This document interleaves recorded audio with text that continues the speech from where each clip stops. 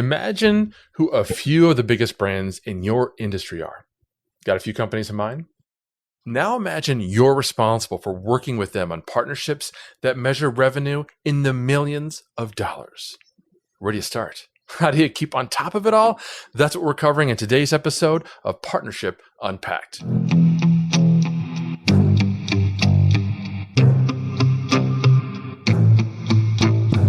This is Partnership Unpacked, your go-to guide to growing your business through partnerships quickly. I'm your host, Mike Alton, and each episode unpacks the winning strategies and latest trends from influencer marketing to brand partnerships and ideas that you can apply to your own business to grow exponentially. And now, the rest of today's episode.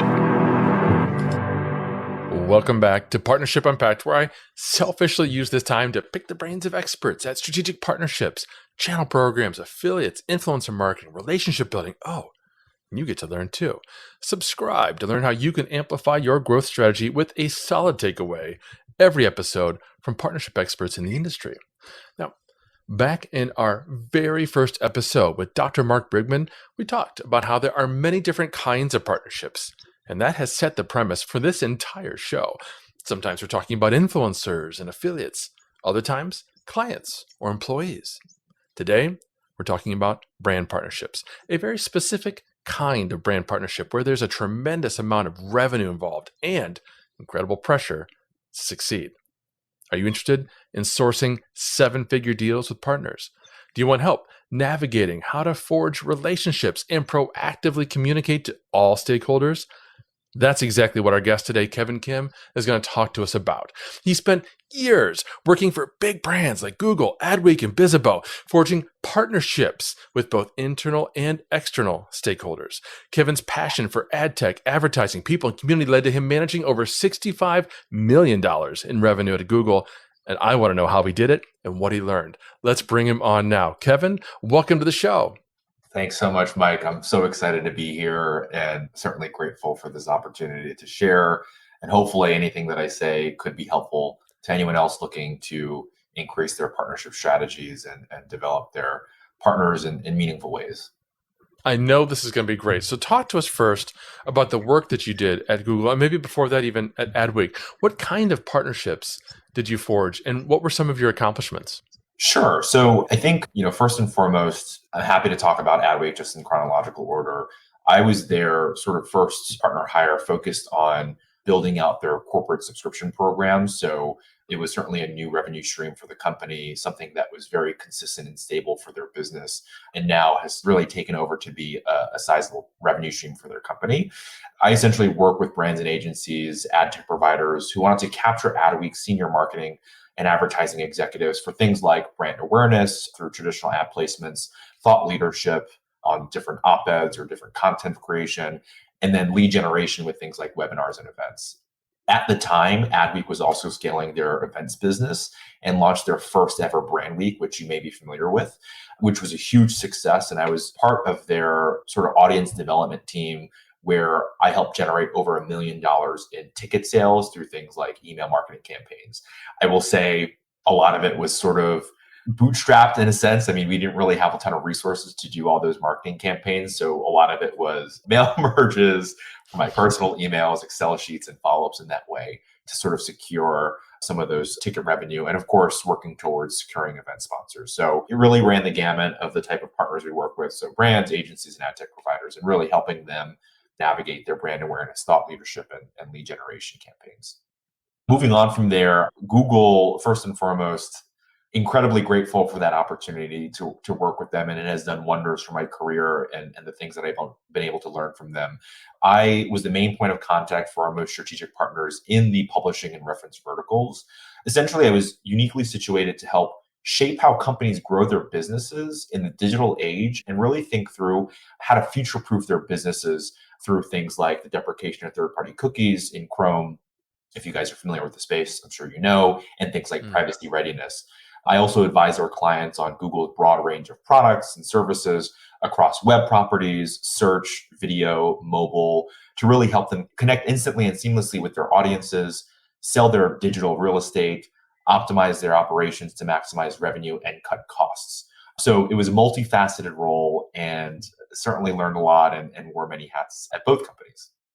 That's awesome. And we're definitely going to dig into this. But just to clarify for myself and probably some of our listeners, it sounds like there was definitely a sales element to this role, but more than just pure sales, you were doing consulting. It sounds like you were doing marketing and co-marketing. Am I hearing that correctly? Yeah, absolutely. So we certainly had a quota that we wanted to make sure that we're meeting and exceeding. And so, yes, we had a net new ARR goal, net new sort of annual recurring revenue goal that we had. And anything on top of that would be incremental revenue for the company. So we had a specific goal that we had to get there. And then we had strategic opportunities that were very closely attuned to our KPIs. So things like helping our partners with privacy readiness, first party cookie strategies and products, things around subscriptions and how do we increase subscriptions and increase foot traffic, connecting different teams to the various products that Google offers, whether it's around YouTube, Cloud, Looker, you name it, Google Analytics, et cetera. And so it was a multifaceted role. And I think part of how I was measured at Google was there was a portion of my goal that was obviously measured around those very specific KPIs, but a lot of that also had to do with how I showed up to work, what are the different side projects that I was sort of aligning to, how was I collaborating with others. And that really was a unique experience for me. It's something that, you sort of go to work and you're at a company and of course, culture and contribution is so important. But the fact that a large portion of how I was measured in my performance was baked around the very specifics of how I showed up was really a really cool way that Google sort of baked their cultures and values into how I was measured specifically. So definitely a proof in the pudding there with Google. But yes, so to answer your question, we did have a solid figure that we had to make sure that we met or exceeded, as well as strategic KPIs, and then everything else around the different side projects that we had to sort of align to. And I love that you've gone into that level of detail because a lot of the people that I'm talking to, they're asking me, how can I be a real partner with my clients? It's something we've talked about in some previous episodes, in fact, with Rachel Shapiro-Nierman and Robin Diamond, because these are more than just pure sales roles. And in your case, right, you're actually walking alongside those customers and you're inviting them and consulting with them, showing them these are the ways that you can succeed. These are the things you need to be concerned about, right, with this new cookieless world and so on. So Right. that's fantastic. I appreciate that you shared that because that is in stark contrast to the daily LinkedIn inbox messages I receive from people who want to quote unquote partner with me, and all they want to do is sell me ad space on their property. That's not a partnership. That's just Right. sales. And that's Right. okay. Nothing wrong with sales, but let's call it what it is. Right. This is partnerships. So It is. thank And you I for think, sharing that. yeah, absolutely. And the only thing that I'll add is because I'm working with some of the most strategic customers that we've had, it really is the incremental revenue that I was quoted on and needed to exceed was revenue that was helping our partners grow their business. The more I helped our partners grow their revenue through Google, the more, obviously it was beneficial for Google. So it truly was a win-win scenario. Like I wasn't going to them about some product that they didn't even think about bringing into their fold and saying, hey, you really need this because of XYZ, which we could do. But a lot of it was very synergistic. A lot of it was, hey, let's take a look at your business. What are your goals? What are you using today? What are the different ways you're partnering with Google? And how do we expand that partnership so that, yes, you can grow your revenue, but also future proof your business across the universe that Google provides, which is, such a behemoth. So I think that's where there's some unique attributes to Google specifically in this partnership world. And really any sort of large company like a Google and sort of that partnership world, I'm sure encapsulates some of those wide verticals and ways that you can collaborate cross-functionally to really help generate revenue for your partners. Absolutely. That's so important to have that win-win mindset as you go into every single partnership. And now speaking of goals and revenues, I did see at one point that you exceeded revenue goals by driving $11 million in ARR. What were the tactics you employed to accomplish that? And what were some of the results? Great question. It's important to establish that none of that would have happened without building the relationship first, right? You have to build trust. So that way, when your partners can trust that, hey, you're actually doing and really working towards building their business and being as authentic and transparent as possible, anything that you say after that they're going to take and say, okay, and they're going to run with it, right? So relationship first, then execution. And it looked different for everyone in our organization, but a large part of our role was really bringing in cross-functional experts at Google to chat through various initiatives. So I think when I initially joined on board, it was very much sort of that matchmaking process. In a lot of ways, I could have been seen as a generalist where I'm owning the entire relationship with our partners, but I'm not meant to be an expert in YouTube or cloud. There are specific initiatives that I certainly anchored towards, but because I was managing a relationship and making sure that their relationship with Google was the best it could possibly be, a lot of that trust building initially came from, again, bringing some of those cross-functional experts to the table so that they can have those conversations where, maybe they didn't have that in the past. And so I remember one of the first projects, I must have been, within my 60 days, I launched an executive summit with a partner that was incredibly sensitive. And I won't go into the details of why they were sensitive, but they were certainly a partner that we had to make sure we're happy, enjoyed our partnership, and really got a lot of value from the relationship. And so hosting this executive summit was really bringing the masterminds together, bringing their entire executive team on board. I flew out to their headquarters and I brought in some of the members from different various teams, whether it's virtual or in person. And they knew that I was serious, right? They knew that I was here to help really generate their business in a way that they hadn't been before.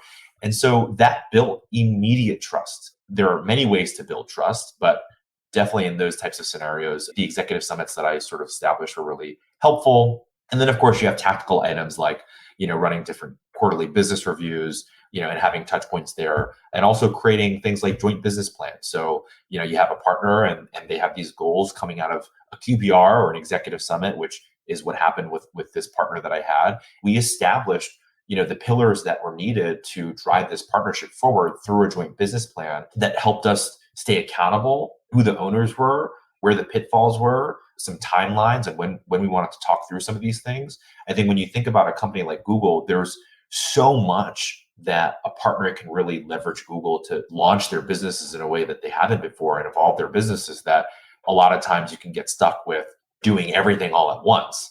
But I think it's really important with these joint business plans to slate out the most important priorities and attack them first. And you eat an elephant one bite at a time. Those are some tactical items, again, QBR, joint business plans, and always running discovery conversations. I think it's really important to stay curious and make sure that you're constantly reevaluating what these partners care about. And then lastly, I'll say there's a great book called The 7 Habits of Highly Effective People, which talks about, I think it's the 7th habit, which talks about sharpening your saw. And I see that in relationships too. You have to continue to nurture the relationships and find new opportunities to maintain and strengthen the relationship. And this can come through being all in, that sort of all in mentality where they know that you're going to be there for them, making sure that you create a safe space to help your point of contact's business goals, but more importantly, their personal goals. Are they up for promotion? Are they going through internal political challenges where they need to get to X and really having challenges maybe with their engineers or their different cross-functional members to really bring this project forward? And because you know that, you're then able to perhaps bring in some additional technical folks or consultants from the team to help those initiatives forward. So I think there's a lot more than just, hey, we need to get this across, but how do we look at the multifacet? And building that trust comes from, again, figuring out what people's personal goals are. And then, of course, you have the other common sense items where you're thinking about building a relationship of, whether it's handwritten letters, which I know sort of is, in this digital age, who writes handwritten letters? Well, I mean, that's a great opportunity, right? I mean, if people aren't doing it, anytime I get a handwritten letter, I think, man, this person really went the extra mile to sort of think about me in a way that I haven't been. And things like personalized gifts for Christmas and holidays, and someone had a baby, all these things happen. Life happens. And as a partner and someone that you're trying to build trust with, you want to be mindful of these things. And, some might say, oh, well, Google probably sponsored a lot of that. Well, there certainly were, but more times than not, I took cash out of my own wallet, whether it's going to, celebrate partners or buying them gifts.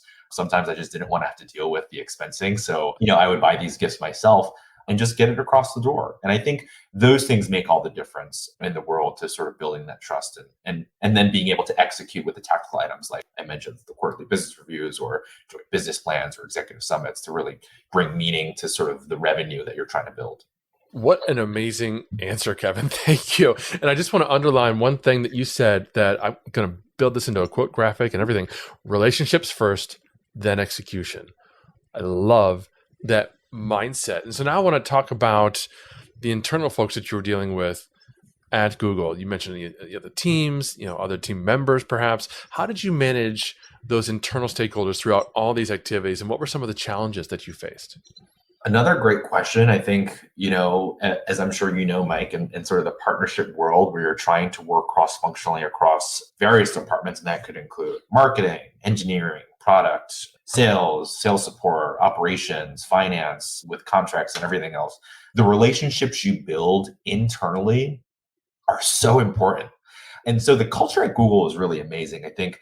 And again, every team is so different at a big company. But what I've been so impressed with Google specifically is how consistently everyone wants to help each other, right? I mean, various organizations, various roles, everyone seems to want to help each other. And I think when I first initially joined Google, I thought, oh man, well, I think there might be a lot of ego and people who are, oh, I'm at Google. I'm like, I don't got time for anyone else. But that certainly wasn't the case. However, people get busy and you have to prioritize, right? So even from my perspective, I mean, I've always wanted to help other people, but sometimes you just don't have the bandwidth, and that's okay.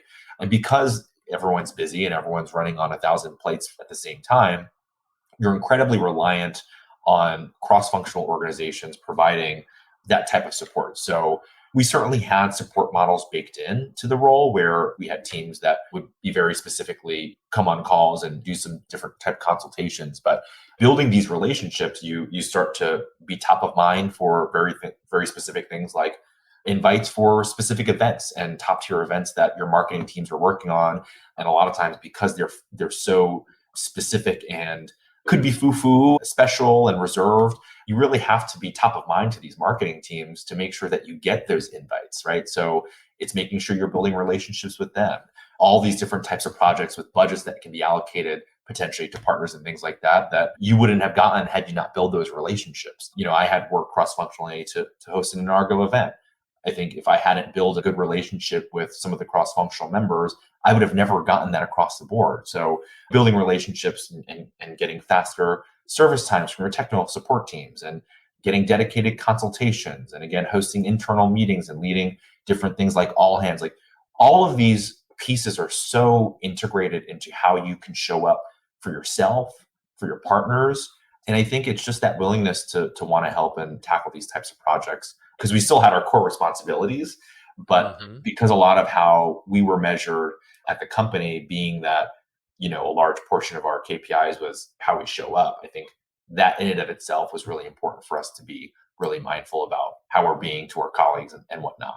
I think some of the challenges though that I initially had was I joined, wanted to crush it, of course, and we'll always want to do that, but you can't tackle everything. And so I think when I initially joined on, I was like, because there was so much to do and so many things that you can go after for, I said yes too quickly to too many things.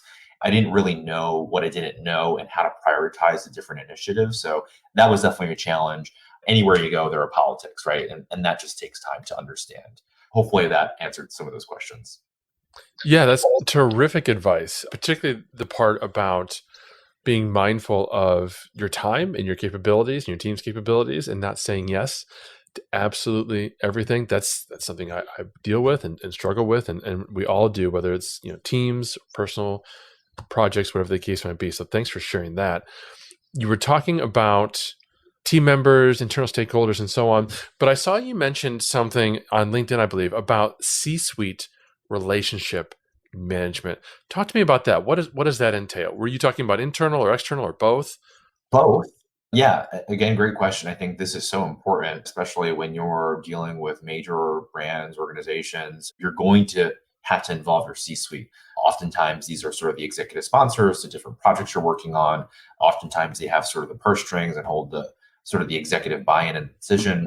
And so it's really important that you build relationships across the board and get as wide as possible. That's definitely always a strategy that I have is how do I build wide and deep? But specifically for C-suite management with our external partners and internal, they all have different goals and objectives, right? And desires. So with the executive team and the C-suite, they care more about the bigger picture. So when I was speaking with some of our partners, it was, what's the top line revenue? What are the concerns? How do we get there? What are the bigger initiatives? How is headcount growing? Or are we potentially have to go through some cuts because revenue isn't there?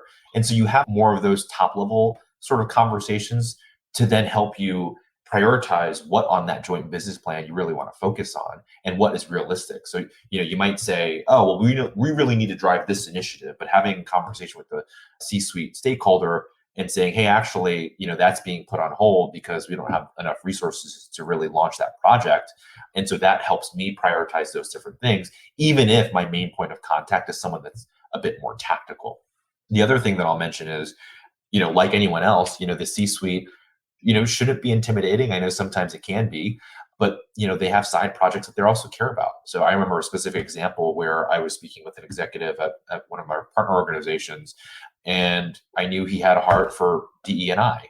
So, obviously Google has a lot of initiatives around DE&I. I had remembered that there was a conversation internally about, hey, how do we engage more of our partners in ways? And there wasn't really a clear model of how to do that. But I brought that up to one of the partners because obviously they're, sort of leading that internally at their organization and said, hey, what does it look like for DE&I and how are you trying to enhance those initiatives internally? Could we do something where we put together a joint event perhaps to sort of help educate what DE&I is and how sister organizations are really attacking some of these types of things that are really important? And then the other things that you can do to really engage executives is trying to have them come to different panels. Or I remember having an example where I had a partner come into, I hosted a panel discussion, or it was really more of an interview style at one of our company offsites. And, the team got a tremendous amount of value from it. I built really close relationships with that executive just because of that, coordination and planning of what we're going to talk about and executing on the day of. And it starts to build those bonds. And so I think it's really important that, you keep in mind what these C-suite goals are and what they care about and really matching their tune. I couldn't agree more. Having that conversation and ongoing conversations up front, right? What are you interested in? What are you passionate about? What are you working on today? What are your goals is so important. And I love that you mentioned, getting those executives to participate in panels and live content. We're doing the same thing at Agorapulse. Every quarter, I'm running a virtual event, and every quarter I'm getting executives from brand partners to come on board and participate by delivering a workshop, a keynote, a panel discussion, whatever the case might be. But you're talking about goals, and we talked a little bit about revenue, of course, but other than pure revenue, how else are you measuring, or were you measuring success? How did you demonstrate ROI? Yeah, I think that's, again, in the partnership organizations, a lot of times, those goals aren't always clear. And I still feel like partnerships in the non-traditional sense of maybe things outside of revenue, you have to fight for internally. Luckily for us at Google, a lot of our goals outside of revenue were very specific. So we had customer satisfaction was a huge measure of success for us. So things like, are you getting the most out of the partnership? How's the relationship with your account manager or your teams? Do you feel like we're supporting you in the right ways? What are the response times? And so I think those are certainly some intangibles outside of pure revenue that can demonstrate your sort of ROI or the value you bring to the organization in that relationship. And then really just, am I able to connect with my partners is such a great piece of ROI for me. If I can't feel like I know my partner, know what they care about, and really build a relationship with them, I am not doing my job as sort of someone who's managing and leading partnerships. And so a big piece of that comes from, right? Am I professional? Do I have poise? Am I charming? Can I be a thought leader? How can I learn more about the industry so that when I come to the table and have these conversations, that our partners can respect the conversations and respect me in the way that, I'm here to consult them. So being in partnerships, yes, you have a clear focus on revenue, but outside of that, it's all about relationships and really making sure that they know that you're there for them. I love that qualitative aspect to it. How am I doing when it comes to the partnerships? How is that impacting the ROI? And speaking of ROI, did you know that it really is possible to generate and measure ROI from organic social media activities? Here to share a little more with us on that is Agorapulse's CMO, Daryl Prale.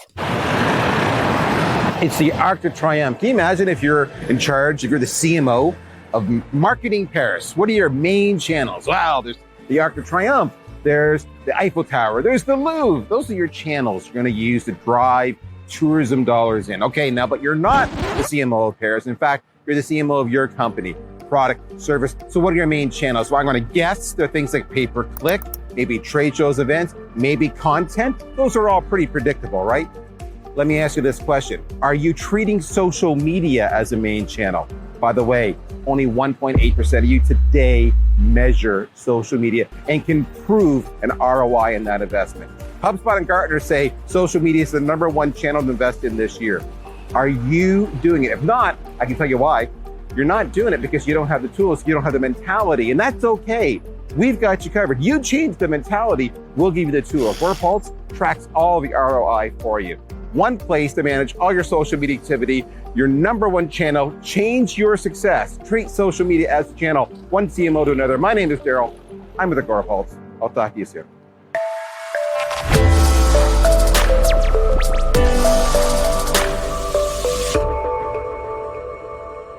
All right, so we're back with Kevin Kim. We're talking about partnerships. And Kevin, you come from an interesting perspective where you worked for one of the biggest brands on the planet.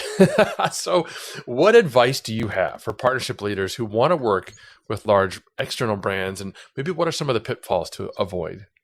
Yeah, so I think if there's anything that I'm trying to get across today and that you take away from this is make sure your partners know that you care about them and genuinely. And that starts with you. You have to care about your partners. You know, sometimes you're in a role where you might not fully align with growing that partner, but at the end of the day, you have to make sure that you care about them. You know, there's a quote from Teddy Roosevelt, and he said, people don't care how much you know until they know how much you care.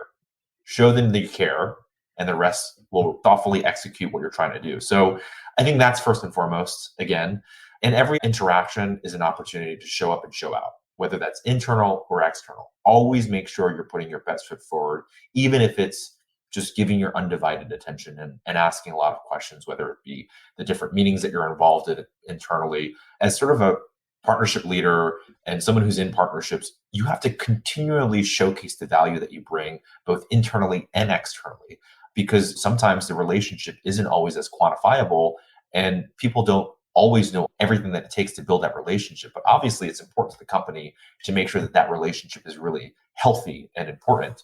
Make sure that you're plugged in internally. And the more you're plugged in internally and the more that you can be a comrade and a confidant, the more resources that you can garner, especially at a company like Google, where there are just tons of resources.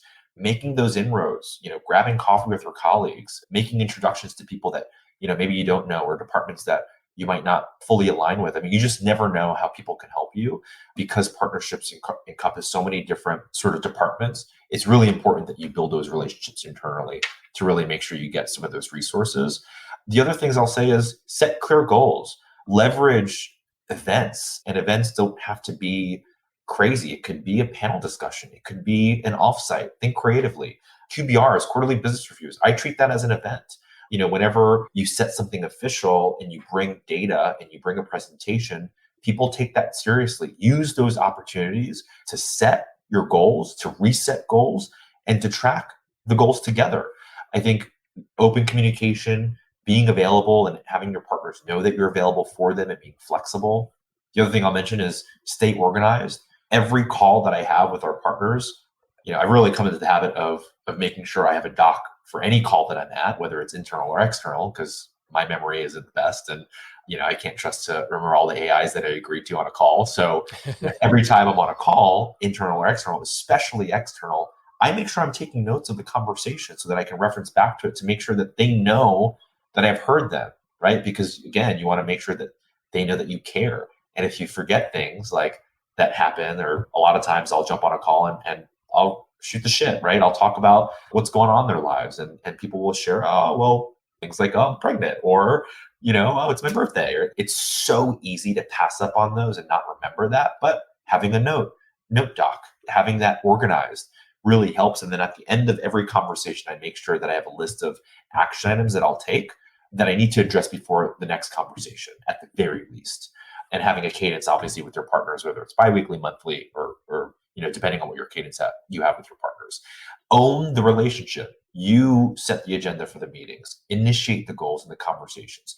You drive the partnership. You can't expect, it's a godsend when you have a partner that comes in and says, hey, and this is obviously the best partnerships, right? Because, you sort of bring two equal energies, 50-50 to make 100, or rather 100-100, and you really, sort of meet in the middle. And that's always the best. But sometimes it's not always the case. Again, you own the relationship. You have to take the initiative to really drive meaning in the partnership, even if those roads aren't clear. Leverage data. I've always, being at Google, we've had a ton of data, so I'm grateful for that. Making sure that you're consulting in a way that makes a lot of sense. If you don't have the data, talk about it in a way that makes sense to them. And then always be curious and dig deep. I think that's so important. You have to remain curious about, what it is that they care about with anything, whether it's their business goals, their personal lives. I think some of the pitfalls, as we sort of wrap this up, is manage your boundaries. Say no more. And I know I mentioned this earlier, but it's okay to say no to your partners and internal folks, right? It's okay to say, hey, look, because we created this joint business plan, I don't think that this makes sense for us to tackle at this point. Do you agree or disagree? Or whether it's internal, you could always go to your boss and say, hey, look, if the boss is asking you to do something, you can say, hey, look, I appreciate this and I'm really excited to work on this. I have all these competing priorities. How should I stack this up against them? And that provides an opportunity to say, okay, great. Well, now I know that this is more important to you. I'll make sure to get that across the line. Or it helps me say no, or it helps the team come to an alignment that says, okay, these are the boundaries that we're setting, right? Read the room. You always want to read the room. You want to see what the temperature is. You want to match the temperature. Sometimes you want to interject a bit more energy into the room where it's appropriate, but make sure you read the room. And that takes a lot of emotional intelligence. If you don't have the emotional intelligence, I think that's a huge pitfall, especially in the partnership world. There's tons of resources online, trainings, programs, do your work there. I think that will really help you.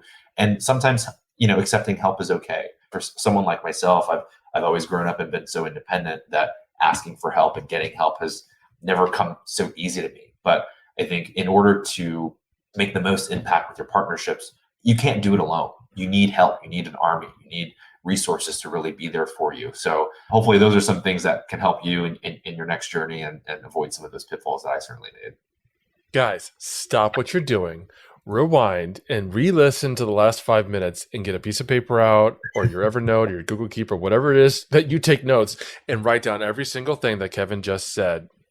Every bullet point was gold. Thanks for sharing all that, Kevin. I've got just one more question for you. And it's funny because I already know the answer based on everything you've just said today, but I got to ask it because I ask this of all of my guests. How important have relationships been to your success and career? I'll try and be short because I know I like to talk and can talk a lot. It's paramount. I mean, life is about relationships. A mentor of mine once said, and I agree with this, and he said it this way, is that 90% of your life decisions are influenced by your relationships and your finances. So when you take your relationships at things like who you'll marry, who you'll date, who you'll have fun with or whatever, or who you spend time with, go to events. I mean, life is really about the meaning of the relationships that you create. So make sure that you're nurturing them. And then in a professional sense, I mean, it's been the number one reason why I'm here and where I am today. Even as early as going to school for culinary and not knowing that there might be an opportunity to work, but doing the best I possibly could and building that relationship with my instructor, who then offered me a job to manage my first restaurant and country club when I was 16 or 17 and managing a team of people that were sometimes double my age and more than double my age, right? So that helping me get into sort of the food and beverage space at a really early age, things like getting accepted into a mentorship program from AdWeek that a friend had reached out to me about that I had worked with in the past at AdWeek. Had I not built that relationship, that would have never come. And I feel that because I got that mentorship program, I got the visibility for then Google to reach out to me and to find employment there. So your network is so valuable. And also make sure you get along with your coworkers. Make an effort to really get along with your team, because we spend a lot of time at our desks and our jobs and with our coworkers. It'll improve your quality of life, drastically. So hopefully that's helpful. Yeah, pass it back to you, Mike. Yeah, I couldn't agree more. Your network is your net worth. Yes. And the importance of building solid relationships personally and professionally in every aspect of your career is the underlying theme of this entire show. So thank you for helping me underscore that. In fact, it is so important to this show that our next episode is going to be with Jessica Phillips, who is all about relationship marketing. And we're going to share and talk about how to just interject relationships into every aspect of building those great partnerships. But for now, that's all we've got. Kevin, you have been absolutely phenomenal. Can you tell everybody where to connect with you, where to follow you, where to learn more from you? Yeah, so my name's so generic. It's Kevin Kim, but you can find me on LinkedIn if you search Google, I'm sure at this point, or maybe I'll be at a different company at the time of when this airs. But my Instagram is Kevin Kim 631. Feel free to follow me there. I'm excited to connect with anyone on LinkedIn. Search me, Kevin Kim, at Google, and I'm sure you'll find me one of the first ones that come up. So, Mike, thanks so much for this opportunity. I had such a blast, and hopefully some of these tips that I shared was helpful to the audience. Awesome. Thank you. We'll have all of Kevin's information in the show notes. Definitely connect with him. And this will be out in mid-June. So when you listen to this, see if Kevin is still available, because if you need a partnership leader, Kevin can help you out. Meanwhile, head over to Apple Podcasts, subscribe, and leave us a review. We'd love to know what you think. Until next time. Thank you for listening to another episode of Partnership Unpacked, hosted by Mike Alton and powered by AgoraPulse, the #1 rated social media management solution, which you can learn more about at agorapulse.com. If you enjoyed this episode, please subscribe on your favorite podcast player. Be sure to leave us a review. Your feedback is important to us. And if you want to be part of our audience during live broadcasts, take a look at our calendar at agorapulse.com/calendar.